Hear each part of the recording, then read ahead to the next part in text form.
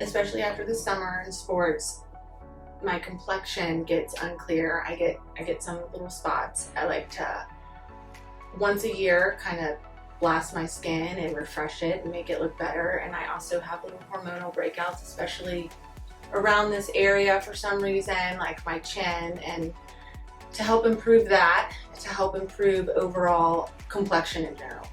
I'm always on the go. I've got 2 little kids. I don't have a lot of time, so the fact that I can come and do it multiple times in short spurts of time makes me able to work it into my fluctuating schedule easier than doing one massive treatment where I then have downtime for 3, 4, 5 days and I feel like I want to hide and recover at home. So this is much, much better for me.